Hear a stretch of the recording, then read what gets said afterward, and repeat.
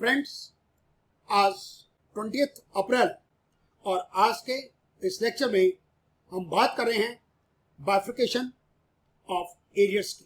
यदि आपकी taxable income 50 lakh से ज़्यादा है, मीन्स फाइनेंशियल ईयर 2022-23 की, तो आपको ITR 2 ही सबमिट करना होगा।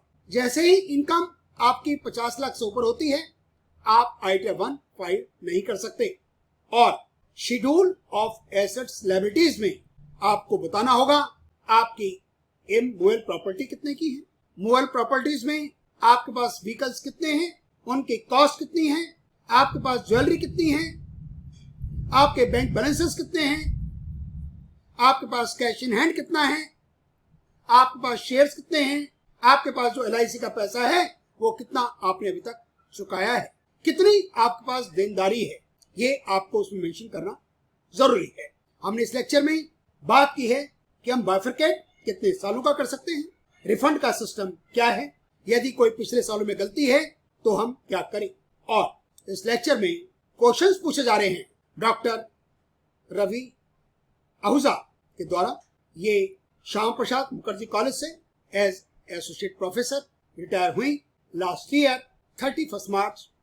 आपको ऑनलाइन 10E तो सबमिट करना ही होगा और आप रिटर्न फाइल करने की कोई जल्दी ना करें, सोच समझ कर करें, आफ्टर 15 जून करें और टाइमली फाइल कर दें बाय 31 जुलाई 2023। यदि आपको खुद नहीं करना आता तो आपको सलाह ये दी जाती है कि आप अपने आसपास जो एक्सपीरियंस्ड कंसल्टेंट्स हैं उनकी मदद लें, आप खुद ट्राई ना करें, कहीं ऐसा ना हो कि आप मुसीबत में फंस जाएं। Thank you very much for watching our videos. ITR file कराते समय किस किस केस के लिए बाइफरकेशन जो है ये बेनिफिशियल रहे। जब हमें सैलरी का पैसा, फैमिली पेंशन का पैसा या पेंशन का पैसा जो एरियर्स वाला है वो आपको एक मुश्त रकम मिल गई, जिसकी वजह से आपका टैक्स का स्लैब 20% की जगह 30% हो गया, या पहले आपका सरचार्ज नहीं लगता था और आप सरचार्ज के दायरे में आ गए। 50 लाख से ऊपर यदि टैक्सेबल इनकम होती है तो सरचार्ज लगता है 10% टैक्स पर टैक्स, और यदि आपकी इनकम 1 करोड़ से ऊपर है सरचार्ज का रेट है 15।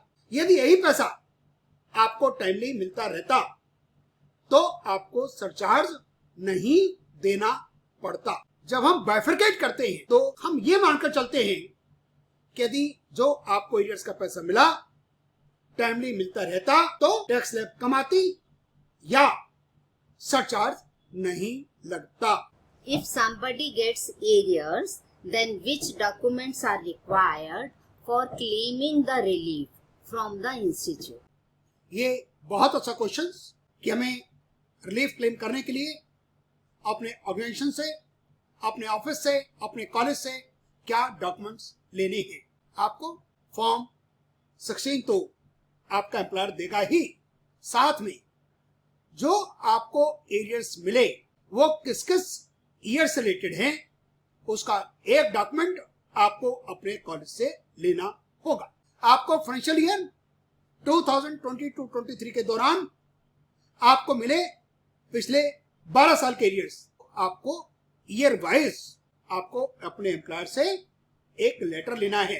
वो आपको बताएगा कितना जो एक्स अमाउंट है एरियर्स का, वो कितना अमाउंट किस साल से रिलेटेड है। यदि आपकी स्क्रूटनी होती है तो आपको इस लेटर की कॉपी पेश करनी होगी, और बाकी तो जिन सालों में आप बाइफरकेट कर रहे हैं उन सालों का डेटा, उन ईयर्स का डेटा आपके पोर्टल पर फॉर्म 26A ITR की कॉपी, ITR का फॉर्म और इंटीमेशन, इसको देखते हुए आपने रिटर्न को फाइल करना है। When can we file the return? Is there any fixed time, fixed date to file it? Financial year 2022-23 का असेसमेंट ईयर है 23-24 और इसकी लास्ट डेट है 31 जुलाई 2000। आपको 15 जून 23 तक फॉर्म 26 AS का डेटा आप देख पाएंगे। आपके पास टैक्स पेयर इंफॉर्मेशन समरी है, TIS वो भी अपडेट हो चुका होगा और एनुअल इंफॉर्मेशन स्टेटमेंट भी। 15 जून से पहले आपको ये डेटा करेंगे तो आधा अधूरा मिलने की उम्मीद रहती है। हम बाइफरकेशंस कितने ईयर्स तक का करा सकते हैं? 2 साल, 3 साल, 4 साल, 5, या there is no limit on it? जितने सालों का आपको एरियर्स मिला उन ईयर्स का आप रिलीफ क्लेम कर सकते हैं विदाउट एरियर्स।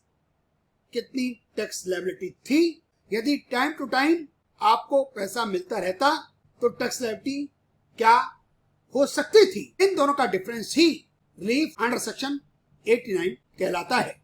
ITR फाइल कराने के लिए जो लोग CA की हेल्प लेते हैं उसकी फीस जो है क्या ये फिक्स है या वेरी करती है CA to CA? Institute of chartered accountants of India की एक रिकमेंडेड फीस है डेटेड 11 फरवरी 2000 और यहाँ लिखा हुआ है income tax filing of return of income for individuals, filing of return of income with salary other sources 8000 plus ACT। Share market की ट्रांजेक्शन्स होती हैं तो 8000 की फिगर 11000 हो जाती है। मोर देन 10 ट्रांजेक्शन्स हैं तो 17000 है और प्रॉपर्टी आप बेचते हैं तो 32000 है और ये है क्लास ACT की। ये न्यूज़पेपर में एड्स आते रहते हैं। E file ITR for 400 rupees only. Individually कोई फिक्स रेट नहीं है। ये सज्जन ITR 1 के चार्ज करते हैं 700। अगर ITR फाइल करने के बाद किसी का रिफंड बनता है तो उसे ये रिफंड कितने समय के बीच में मिल जाता है? देखिए डॉक्टर रवि, कोई भी टैक्स कंसल्टेंट, कोई भी चार्टर्ड अकाउंटेंट इस बात की गारंटी नहीं दे सकता कि रिफंड आपको कितनी देर में मिल जाएगा। सिस्टम रिफंड एक हफ्ते के अंदर भी दे देता है और अटक जाए तो उसमें टाइम लग जाता है और यदि रिफंड का अमाउंट एक लिमिट से ज्यादा हो जाता है तो फिर टाइम लगना बट नेचुरल है। 1 लाख से ज्यादा का रिफंड होगा तो फाइल जो CIT है उसके ऑफिस में एक बार फिगर्स को मैनुअली देखा जाता है। इसलिए यदि आपका रिफंड अमाउंट 1 लाख से ज्यादा है तो टाइम लगेगा। अगर किसी को एरियर्स मिलते हैं और वो बाइफरकेशन कराना चाहता है लेकिन उसे ये पता चलता है कि जो उसने लास्ट ईयर ITR फाइल करा था उसमें कुछ मिस्टेक, क्या अब उसे अपना बाइफरकेशन कराना चाहिए या रिलीफ के लिए अप्लाई करना चाहिए या वो कर ही नहीं सकता? यदि आपने प्रीवियस ईयर्स में कोई गलती कर दी है तो आपको उस साल की रिटर्न्स को अपडेट कर देना चाहिए। जो आप ये फॉर्म 26 AS देख रहे हैं ये असेसमेंट ईयर 2022-23 का है और इसमें टैक्स कराया गया ऑन 27 जुलाई 2000। लेकिन जब इसको बाइफरकेट किया जा रहा है तो पता लगा 2022-23 असेसमेंट ईयर की रिटर्न में कुछ कमी है और उसका टैक्स विद पेनल्टी जमा कराया गया ऑन 15 अप्रैल 2023 और अमाउंट है 61,500। इसलिए ये याद रखिए, यदि आपके रिटर्न्स में कोई गलती है रही, आप अपना AIS चेक करें, आप अपना TIS चेक करें, आप 26 AS चेक करें, आप अपने रिटर्न्स को देखें और आप अपडेट कर सकते हैं सिर्फ 2 सालों का। यदि उन रिटर्न्स में कोई गड़बड़ है, कोई गलती है तो आप उसको पहले अपडेट करें और उसके बाद सेक्शन 89 का जो रिलीफ है उसको क्लेम करने के बारे में सोचें।